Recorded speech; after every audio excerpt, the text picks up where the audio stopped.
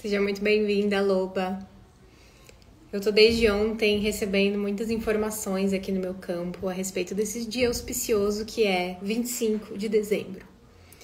Foi escolhido no ano de 221 que essa seria a data de nascimento de Yeshua. E através da minha pesquisa entendendo, sobre os simbolismos do Natal, fui descobrir que, na verdade, eles não comemoravam o aniversário dos mártires, como Yeshua, Eles comemoravam a data de quando eles morreram. Então, dia 25, só depois de 200 anos de cristianismo, é que começou a ser comemorada como o dia do seu nascimento. E que, na verdade, tem muito a ver com esse retorno do sol. Então, dia 21 de dezembro é o solstício no hemisfério norte, o solstício de inverno, e que geralmente começa um tempo muito rígido, muito rigoroso do inverno.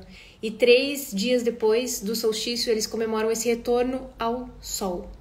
Então, essa força do sol faz com que haja essa esperança de que o inverno vai passar, o inverno vai sair. E muito a ver, então, com as celebrações pagãs que aconteciam nessa época. E nada mais forte do que o cristianismo pegar essa data, então, do retorno ao sol, e colocar como retorno do Filho do Sol, que seria o Filho de Deus, retorno daquele que veio trazer luz, trazer esperança.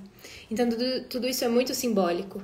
E quando a gente começa a estudar gnoses, a gente estudar esse lado mais holístico dentro do cristianismo, e que também é dito na Cabala, que também é dito em outras vertentes, a gente vai entendendo que está tudo interligado como simbolismos para fazer as pessoas entenderem e sentirem essas energias celestiais, essa sagrada sabedoria que habita todos nós e que habita o planeta Terra, Então, hoje, como eu estou sentindo essa força muito imponente a respeito dessa energia, dessa criação, tanto de Yeshua quanto de Madalena, esses dois mestres que vieram para a Terra com papéis distintos, porém aliados, senti de fazer essa live para trazer um pouco mais sobre reflexões que não caberiam nos stories e que eu sinto que eu preciso dar vazão a isso, sabe? É um conhecimento que está cada vez mais latente, que as pessoas estão falando muito a respeito. Então, é importante que a gente traga a possibilidade de mais pessoas aprenderem a respeito disso. Então, nessa tarde de Natal, eu tô aqui trazendo esse conhecimento sagrado de Yeshua e Madalena. Eles têm energias muito diferentes um do outro. Yeshua tem uma energia um pouco mais decodificada, um pouco mais complexa para eu conseguir acessar. Madalena eu acesso com muito mais facilidade, ela tem uma energia do feminino muito forte, uma energia do amor, da compaixão, do amor próprio também. Então eu vejo que traz como uma mensagem muito forte da gente se olhar de uma maneira mais amorosa, para que a gente consiga acessar essa inteligência interna que primeiro tem que passar pelo nosso próprio coração. E Madalena veio como uma grande sacerdotisa para ser parceira de um grande sacerdote.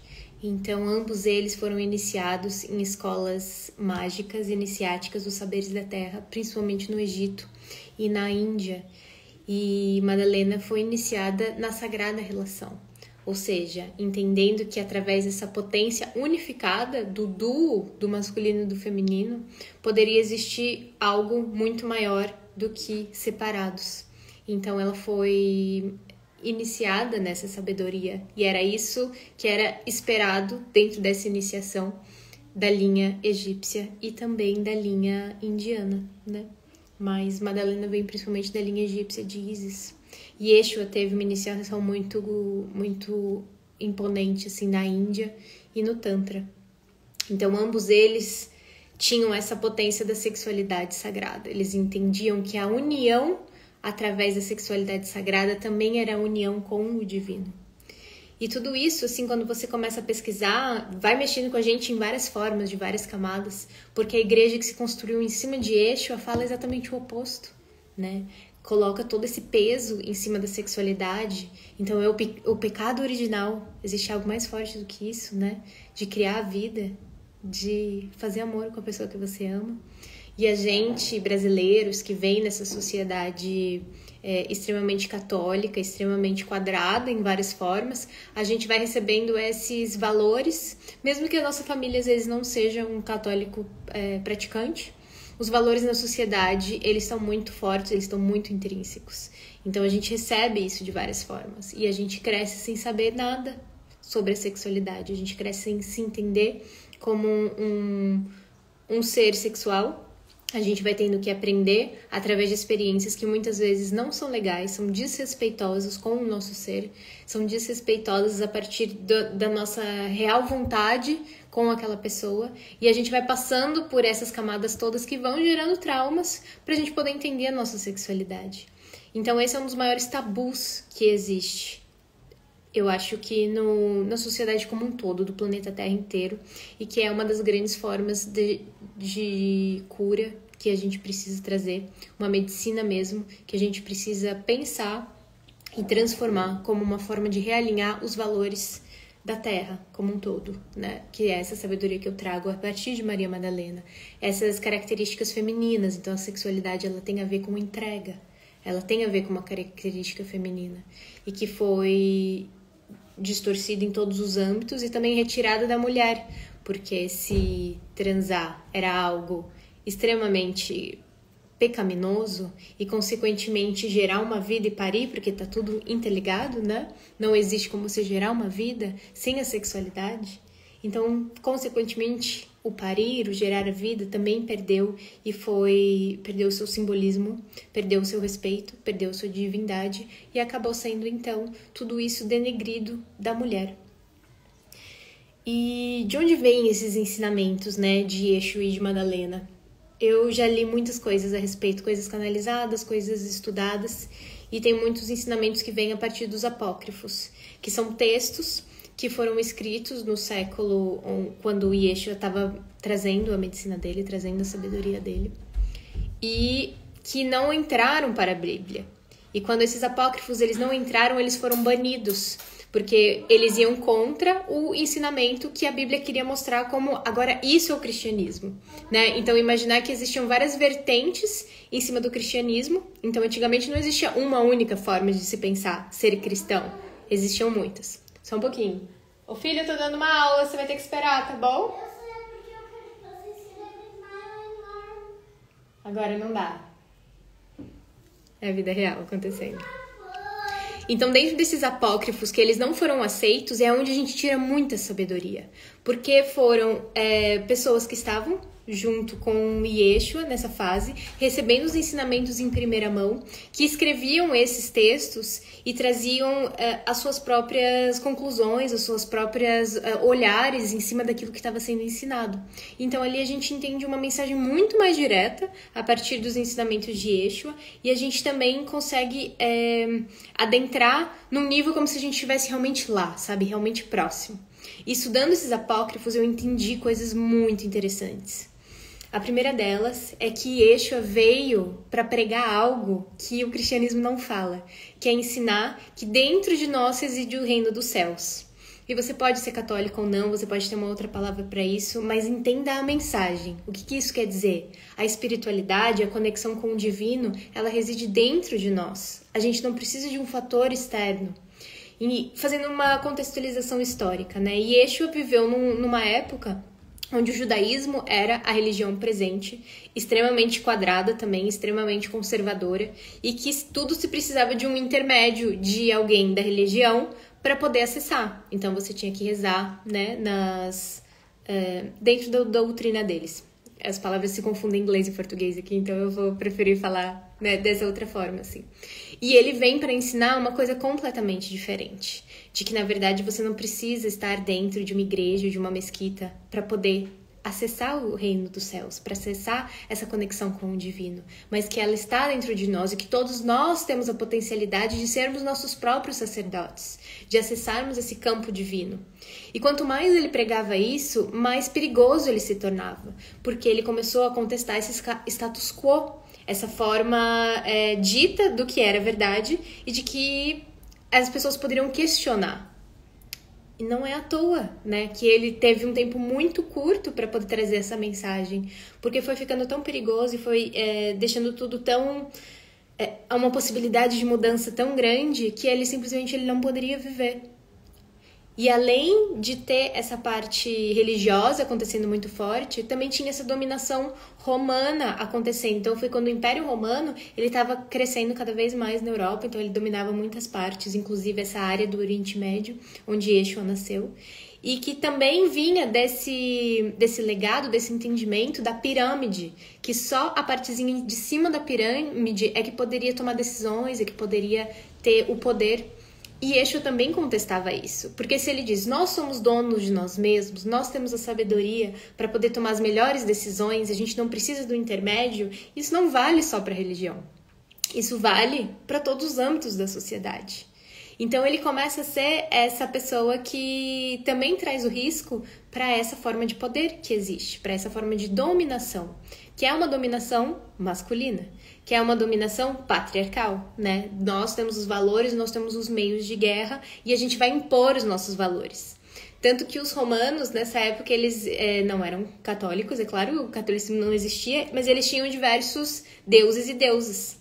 E eles traziam essa religião deles em cima do judaísmo, em cima dos muçulmanos, em cima de todos os outros, mostrando que aquilo era mais forte, era mais... porque fazia mais sentido para eles, da egrégora deles, né? Então aí você vai entendendo que é um jogo de poder, cada um tentando falar assim, eu tenho a chave, eu tenho entendimento, eu sei mais do que você, eu tenho mais poder, eu tenho mais dinheiro, eu tenho mais influência. E aí vem uma pessoa, um sábio, uma pessoa tranquila, uma pessoa que não vai fazer guerra para falar a palavra dele, mas que começa a contar para as pessoas, para o grande povo, para a base da pirâmide. Que na verdade elas têm sim o poder, elas têm o poder de escolha, elas têm o poder de fazer diferente. E outra coisa que eu aprendi nos apócrifos também é que Yeshua fala de... não é renascimento, é reencarnação. Ele entende que uma alma é uma energia que reencarna várias vezes na Terra. E que muitas vezes, para entender e aprender certas coisas, a gente precisa de várias vindas dentro daquele desafio para que a gente possa evoluir e partir para o próximo entendimento da próxima coisa. Então, só quando você faz todo esse caminho da sua alma encarnando muitas vezes, é que você chega nesse bliss, nesse lugar onde você tem um entendimento tão amplo que você não precisa mais encarnar. Você já é. Você não precisa mais vir para fazer. E é isso que a gente chama dos mestres ascensionados, que é Yeshua, então, é um mestre ascensionado. Depois que ele teve a passagem na Terra, ele ascendeu. E tem uma passagem muito interessante, que é um dos grandes links de Yeshua e Maria Madalena, que é depois que ele foi crucificado, eles tiram ele da cruz e colocam ele numa tumba dentro de uma caverna. E lá vai Maria, sua companheira, né? Companheira de vida, companheira de missão, sua mulher. E tá lá chorando, sentindo saudade, sentindo a dor de ter perdido o amor da sua vida e o seu mestre também. Porque não é uma igualdade no sentido de estamos apenas na mesma. Ele também é mestre, né? Ele veio com uma missão diferente de Madalena. Madalena ancora junto, mas são missões diferentes. E quando ela tá lá aos pés dele, ele ressurge, ele aparece para ela. E antes de ascender, ela vai abraçá-lo e ele fala, por favor, não me toques, porque eu ainda não ascendi. E essa frase, ela tem várias diferentes conotações, assim, nos diferentes apócrifos, onde eles trazem o simbolismo de que Madalena é uma pessoa impura, porque ela não pode tocá-lo. Mas, na verdade, é diferente, né? Porque ela tá ainda no plano da matéria, ela tá no 3D, ela tá no carnal. E esse apego a ele seria segurá-lo para que ele não ascendesse para o próximo plano. E ela entende. E ela deixa que ele ascenda. E como mestre ascensionado, ele vai pelo nome de Sananda. Então, olha que interessante. E mais interessante é que Madalena também, depois que faz a sua passagem, ela, após a crucificação de Yeshua, ela foge do Oriente Médio e vai pro sul da França, vai pra Inglaterra, vai pra toda aquela região, assim, e fica 30 anos proferindo mensagem, porque ela também é uma grande professora. Ela também veio aqui para falar muitas coisas, mas veio numa época onde a mulher não tinha a possibilidade de ser essa voz da frente, né? Esse grande líder. Era uma época onde as mulheres elas não tinham essa possibilidade desse papel. Por isso ela vem como ancoradora junto a Yeshu, porque ela não tem o acesso direto. E depois que ela faz esses seus 30 anos de ensinamento e ela finalmente deixa esse corpo, ela também ascende como uma mestra ascensionada, chamada Mestra Nada. Então temos 2 mestres ascensionados nesse casal alquímico, que trazem tantos ensinamentos pra gente. E quando a gente nasce numa sociedade cristiânica como o Brasil, a gente nasce com tantos valores deturpados que fica muito difícil a gente se conectar com essa fonte primordial desses ensinamentos, dessa sabedoria que residiram e residem nessas 2 figuras tão simbólicas, que é Yeshu e Madalena. E nesse momento eles estão ressurgindo, reacendendo, para que a gente possa fazer uma grande transformação nos valores da sociedade. Então a gente ficou muito tempo pendendo nessa polarização do masculino deturpado, né, que seria o patriarcado. E uma coisa que eu aprendi, que faz sentido pra mim, não sei se faz sentido pra você, mas que também é um acordo da humanidade como um todo, da gente vivenciar esse masculino deturpado, para que a gente possa entender qual é a importância do equilíbrio, qual é a importância do balancear. Então a gente está num momento que Madalena vem como essa grande mestra para ancorar e para ser a voz de frente, mesmo que ela não tenha conseguido fazer isso no seu século de vida, para trazer essa mensagem da gente voltar a balancear essas polaridades. Então ela traz essa mensagem pra gente, de que a gente precisa olhar para o nosso campo das nossas emoções, que a gente precisa voltar a valorizar o nosso corpo, entendendo que ele é uma expressão da forma da energia divina. Então que a gente traz para a matéria algo que é luz, que é essa reprodução do uno, do todo, né? Então que a gente precisa voltar a amar os nossos corpos. Principalmente, né, nessa energia de que a gente tem que sair dessa lógica de que o meu corpo tá deturpado, ele é feio, ele é flácido, ele tem que ser diferente, ele é muito gordo, ele é muito magro, ele tem que passar por algum processo, algum tipo de cirurgia, alguma coisa para ser bonito. Eu tenho que ir pra academia, eu tenho que usar o meu corpo como uma forma de conquista, de manipulação. Tudo isso são os layers que a gente precisa passar. Então, olha quanta coisa que a gente precisa trabalhar nesse momento do agora, só pra gente conquistar esse primeiro ponto, que é o corpo físico. Então, a gente precisa voltar pro nosso corpo. Isso quer dizer, primeiro, habitá-lo. A gente precisa estar no aqui e agora, sentindo o nosso corpo. A gente precisa cuidar dele através de uma boa alimentação, de sono, de movimento. E movimento não quer dizer ir pra academia todos os dias, a gente tem que quebrar essa falácia, mas movimento quer dizer simplesmente movimentar, mexer a energia do corpo. Isso quer dizer ir para a natureza, fazer trilha, fazer qigong, fazer academia se você quiser, fazer yoga, mas não quer dizer ter uma coisa rígida que diga que só exista uma forma de você mover o corpo. Então, e além de cuidar desse corpo, é olhar para ele com essa amorosidade. E tem uma prática muito interessante que a gente pode fazer para isso, que é se olhar no espelho, nu ou nua, de verdade. Se olhar e observar todos os pensamentos que vêm em relação ao nosso corpo. E no começo, essa é uma dinâmica desafiadora, porque a gente tem um auto-julgamento muito forte. Então vem uma energia de vergonha, vem uma energia onde a gente não quer se olhar, onde a gente quer que aquela demanda daquele movimento acabe logo para que a gente pare de se olhar. Então se olhar nu e nua no espelho é uma grande prática da gente aprender a habitar o nosso corpo e olhar a diferença. Eu não sei se você já teve a oportunidade de estar nua perto de outras pessoas. Já tive essa oportunidade dentro de algumas vivências femininas. E é muito interessante, porque o sentimento que eu tenho toda vez que eu tive essa possibilidade não era de entrar num lugar de julgamento com o outro, era de olhar aqueles corpos e aquelas corpas tão distintas e falar: isso é tão rico, isso é tão lindo, como cada uma, como cada corpo é seu e nunca vai ter um corpo igual ao outro. Então a gente sair dessa lógica de que a gente precisa padronizar os corpos, mas entender, e eu acho que tá aí também uma coisa, porque a gente não tem normalmente a possibilidade de estar nu junto com outras pessoas, então a gente perde esse senso de referência de que a diferença ela é linda. E aí a gente fica nesse lugar individual, individualista, se olhando e pensando que o nosso corpo deveria ser de um jeito ou de um outro jeito. Então aí acabei de ter esse insight, assim, que são passinhos, né, pra gente recuperar. Então se a gente traz essa normalidade de poder viver com outras pessoas e olhar outros corpos, a gente começa também a se olhar de uma outra forma. Porque se eu posso olhar a possibilidade de corpos diferentes e achar bonito, porque eu não posso olhar pro meu próprio corpo e também achar bonito, e também aceitá-lo do jeito que ele é. Tudo isso são ensinamentos muito poderosos. E eu sinto que são layers atrás de layers que a gente vai entendendo. Porque como eu aceito o meu corpo agora, provavelmente se eu continuo esse trabalho daqui 2 anos, eu vou observar outras coisas, novas coisas que eu posso trabalhar no meu, nessa aceitação comigo mesma, da minha parte física.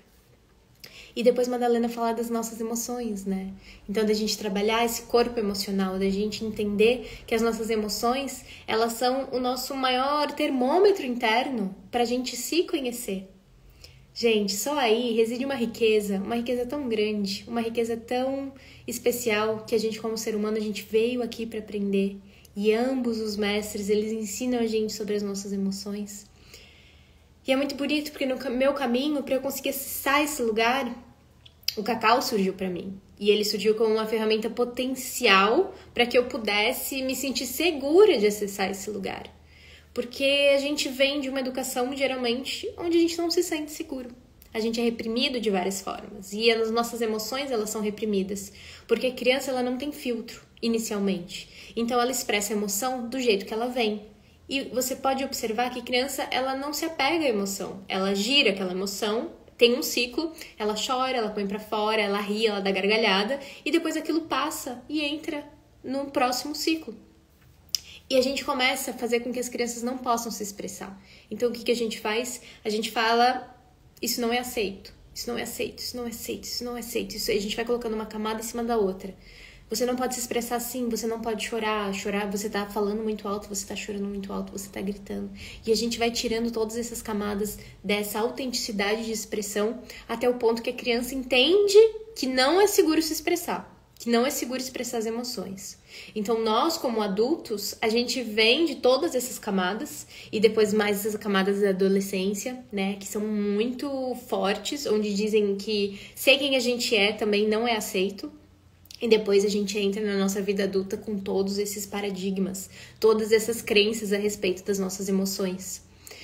E como adultos conscientes que estão trabalhando esse caminho do autoconhecimento, as emoções, elas são o nosso feedback mais precioso em relação ao que nos habita lá dentro.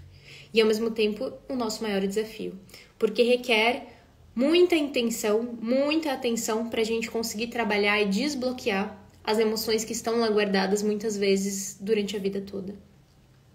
Quando você começa a acessar esse caminho, você vai entendendo muitas vezes que tem coisas que você carrega há 30 anos e que estão lá com você 40, 50, 60 anos, independente da sua idade. Você carrega emoções que não viveram seu ciclo total, mas que ficam lá naquele loop que nunca termina, sabe? Ele nunca termina o seu ciclo total da emoção, porque ele está atrelado a um trauma. Então, a gente vai trabalhando através dos nossos gatilhos, das nossas emoções que vão aparecendo, a gente vai entendendo quais são essas emoções que a gente precisa trabalhar. E quanto mais clareza, mais entendimento a gente vai tendo, a gente consegue ir desbloqueando, então, essa emoção.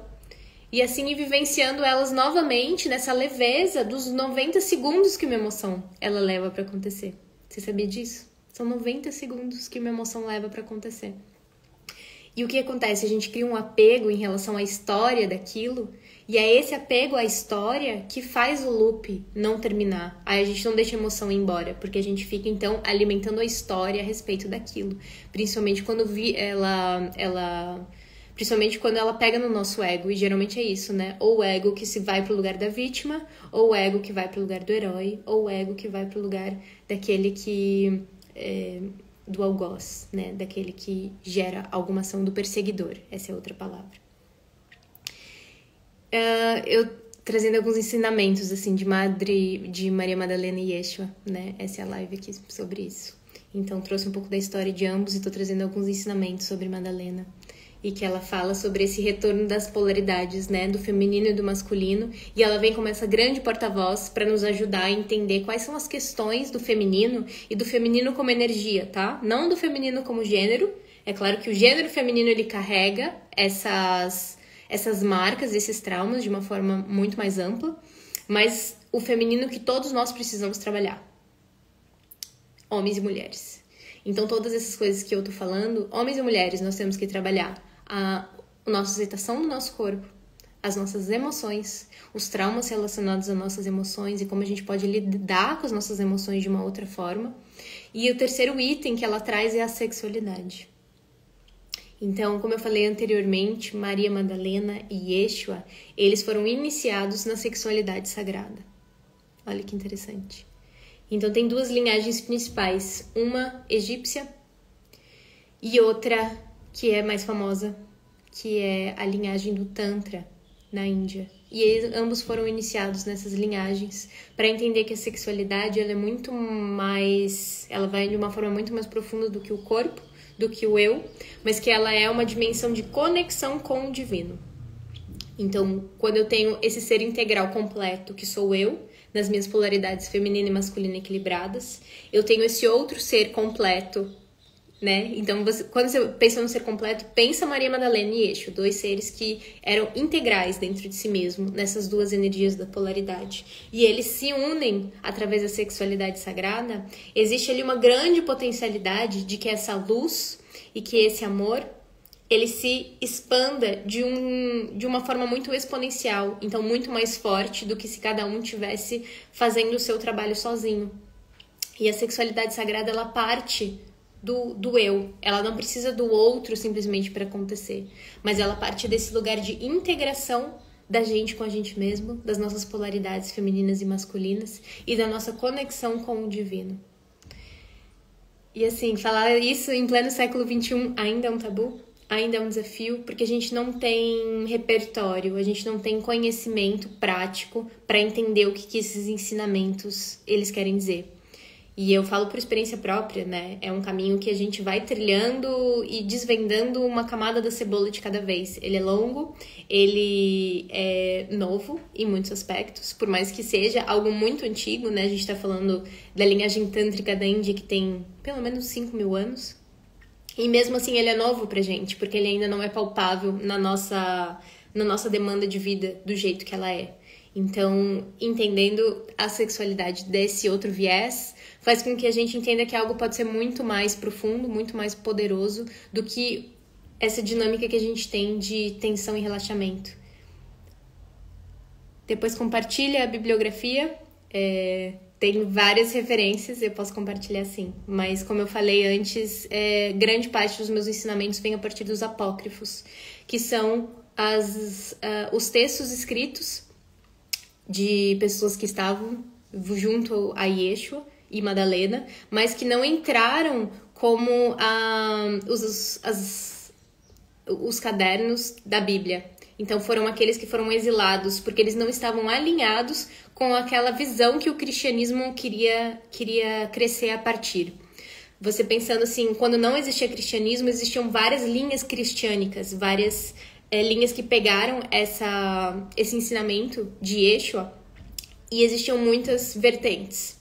E quando o Império Romano decidiu que precisava se unificar a partir de uma religião, e eles criaram o cristianismo romano, eles entenderam que nem tudo cabia, mas que eles queriam dar um viés específico. E é aí que o cristianismo, ele nasce do jeito que ele é, conservador, misógino, extremamente discriminador. Ele nasce a partir dessa base. Não é uma base dos ensinamentos de Yeshua. E Yeshua não tem nada disso nos seus ensinamentos, no sentido de preconceito, né? Ele era extremamente igualitário na sua forma de lidar com todas as pessoas. Ele enaltecia as mulheres, ele entendia os seres humanos, tanto que a mãe dele é a figura que vem com tanta força.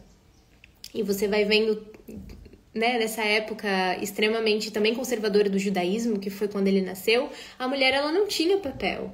Não era pra mãe de Yeshua aparecer, não era pra mãe de Yeshua virar uma referência. Era pra ser apenas o pai.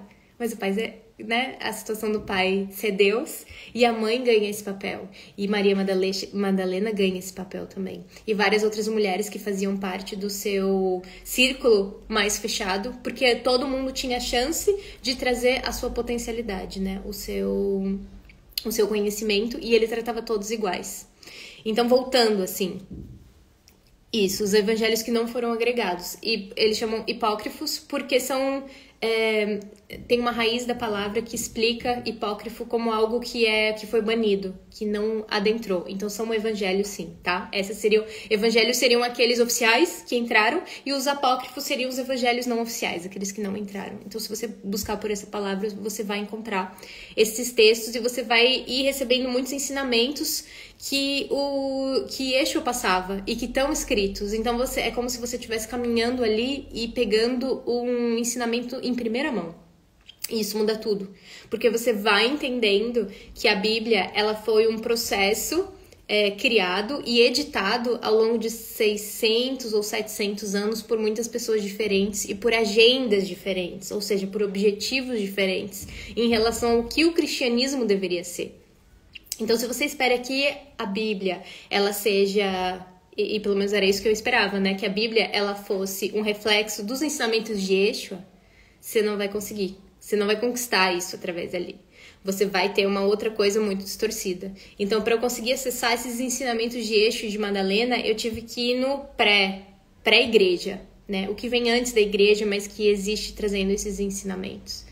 Então, Yeshua falava de coisas que a Bíblia simplesmente não fala, né? Primeiro, isso que eu acabei de falar, da igualdade entre os gêneros, de que todo mundo é ser humano, filho de Deus, todo mundo tem a centelha divina.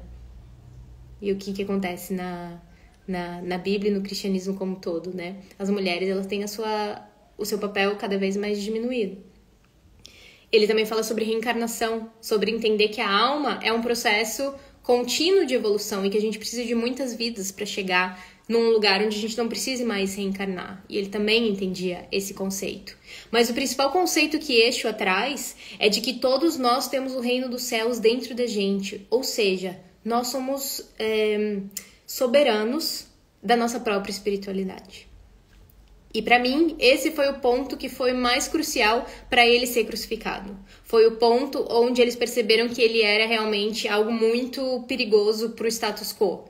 Tanto para o judaísmo, né, que era a religião vigente mais forte, quanto para os romanos que estavam nesse lugar de dominação do Império Romano e, consequentemente, não podiam deixar que nada ruísse esse conceito de a gente vai se rebelar contra alguma coisa, porque a gente percebe que a gente tem essa energia, essa potência de escolha dentro de nós.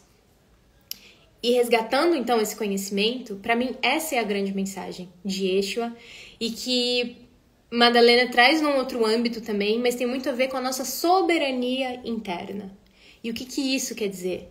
Quer dizer que a gente tem que parar de pedir permissão para o outro, e no caso, por exemplo, de Yeshua, parar de pedir permissão para a igreja, né? No caso não era a igreja, mas assim, esqueci a palavra, mas assim, os padres do judaísmo, que tem uma outra palavra para isso. Mas pedir permissão para um intermédio entre você e o divino. E que isso não precisa mais acontecer. Que a gente tem um acesso direto, se a gente assim cultivar e permitir. Então, é muito interessante que foi criada toda uma igreja em cima do oposto disso, que você precisa do padre, que você precisa ir na igreja mesmo, que rezar de casa não tem essa mesma potência, mas reze de casa, se mantenha ali, né, com esses dogmas todos, mas não deixe de dar dinheiro, não deixe de dar poder para essa igreja, para esse intermediário. E a grande sabedoria que Yeshua traz é exatamente o oposto. É que se cada um de nós, a gente resgatar essa soberania interna, a gente fizer escolhas que estão alinhadas com essa verdade que o nosso coração ele sabe, a gente vai conseguir ter uma vida muito mais próspera, muito mais ampla, muito mais fluida e muito mais conectada com o divino. Então a gente acessa essa sabedoria do nosso coração, que ela vem em sussurros, ela não vem como um grito, Quem grita é aqui, ó, a mente. E é por isso que a gente tem tanta dificuldade de ouvir esse sussurro. Porque a nossa mente, geralmente, ela fala muito alto. E ela fala o dia todo. Então, quando a gente faz, ó, um switch off, a gente diminui esse volume e a gente começa a ouvir os sussurros do coração, as respostas, elas vêm.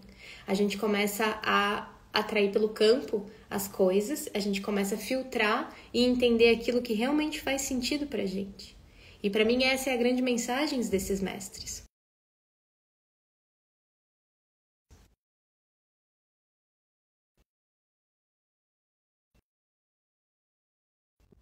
Recebi uma chamada aqui, mas não caiu.